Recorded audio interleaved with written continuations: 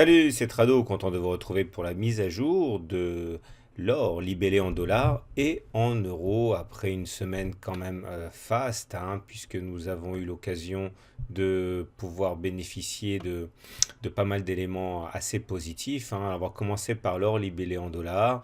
L'or libellé en dollars est venu se heurter à cette résistance ici très claire, hein, qu'on a mentionné déjà à plusieurs reprises et identifiée comme l'ennemi, hein, pour les détenteurs d'or. Regardez comme elle s'est révélée intraitable à chaque fois qu'il y a eu confrontation, et la confrontation de la semaine dernière n'a pas échappé à la règle, puisque comme vous pouvez le voir, on a bien tenté de passer la tête au-dessus, mais finalement on est venu bien clôturer en dessous de cette oblique. Bon, le mois n'est pas terminé, on n'est que le 22, mais on comprend que ce ne sera pas facile à passer parce que c'est une résistance qui date, qui est née en fait, hein, à partir des sommets de 2012, hein.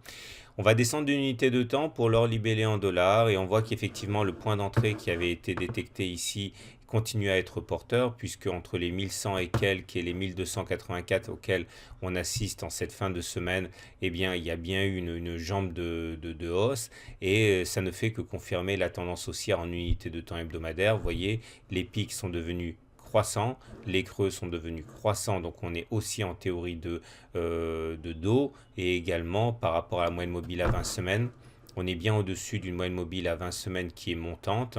Voilà la moyenne mobile à 20 semaines, et on est donc en tendance haussière au regard de ce deuxième critère, et on le restera tant qu'on se maintiendra au-dessus de cette moyenne mobile à 20 semaines qui monte. L'Ishimoku de la semaine dernière et ses repères graphiques ont également été utiles, puisque comme on peut le voir, ce sont bien les 1300 dollars ici déterminés par une conjonction d'éléments de résistance qui font rempart actuellement à l'ascension.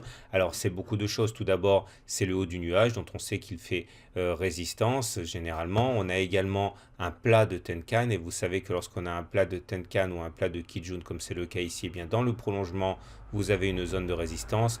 Donc ça faisait peut-être beaucoup, hein, et c'est pour ça qu'on n'a pas réussi à maintenir les plus hauts. Donc au niveau des supports, le prochain support de référence solide, il me semble que c'est la Tenkan, ici vers 1245 dollars l'once. Graphiquement, là aussi, ça s'est joué à peu de choses près, mais il semble bien qu'on soit en train de vaincre le grand canal noir. Ici, du moins, les cours sont en train de le déborder.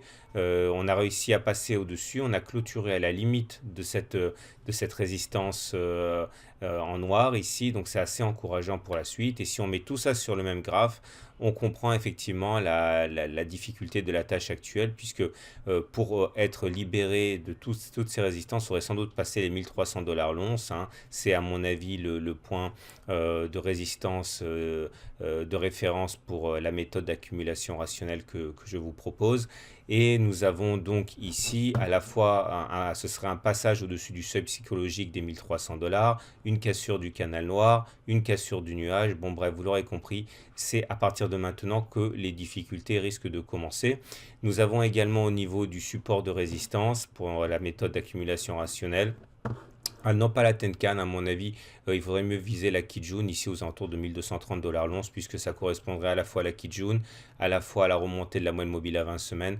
Donc ce serait le seuil de support significatif, je pense. Surtout que, sans rentrer trop dans les détails, mais regardez la Kijun, enfin pardon, la lagging span ici, on est en train de bloquer parce qu'elle-même se heurte, comme vous pouvez le voir, à la Kijun qui est là, et à la Tenkan, hein, elle a échoué. D'ailleurs, cette semaine, elle est passée. Vous savez que tout ce qui fait rempart à la lagging span fait également rempart au cours sur le même laps de temps. On enchaîne avec l'or libellé en euros, avec les mêmes espoirs et les mêmes craintes, hein, puisqu'on est venu en unité de temps mensuelle heurter cette grande résistance oblique ici, hein, qui a déjà été sur les graphes depuis pas mal de temps. Il est normal qu'on n'ait pas réussi à la passer, ce ne sera pas facile, du moins pas du premier coup, mais on est toujours porté par ce canal ascendant, et il est vrai que les grandes incertitudes géopolitiques qui pèsent maintenant sur les marchés, eh bien, se répercutent favorablement sur l'or. Et si on descend d'une unité de temps, là aussi, on peut constater la même chose que sur l'or libellé en dollars, à savoir des pics qui montent, des creux qui montent, et également des cours solidement ancrés au-dessus de la moyenne mobile à 20 semaines qui est à 36 730 euros le kilo.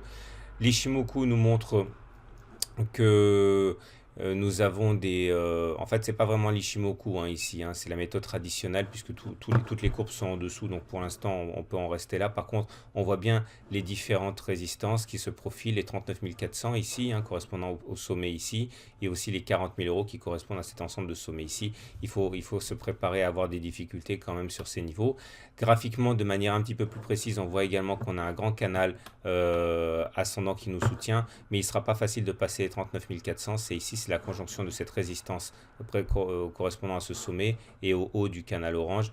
Bon, il faudrait voir, hein, la tension géopolitique est tellement forte qu'il faudrait, qu'il ne faudrait pas grand-chose pour qu'on les explose dans un mouvement de panique, mais dans l'absence d'éléments graves au niveau du contexte international, on peut envisager qu'on aura des difficultés effectivement à aller chercher 39 400. Et si on met tout ça sur le même graphe, vous le voyez, je pense que la prochaine zone de résistance significative dans la méthode d'accumulation rationnelle est ici, donc les 39 400. Et le prochain support de référence, c'est la zone ici des 37 690 correspondant à la Tenkan et également à un plat de SSA ici, hein, dans le prolongement on aurait tout ça qui converge vers 37 700 à peu près.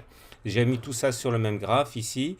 Je vous rappelle que, sur le même slide, je vous rappelle que si vous voulez en savoir davantage sur la méthode d'accumulation, tout ça est issu de mon livre qui s'appelle Investir habilement dans l'or et dans l'argent, parce qu'acheter de l'or et acheter de l'argent, c'est une bonne chose, mais le faire rationnellement, ça permet quand même d'optimiser tout cela.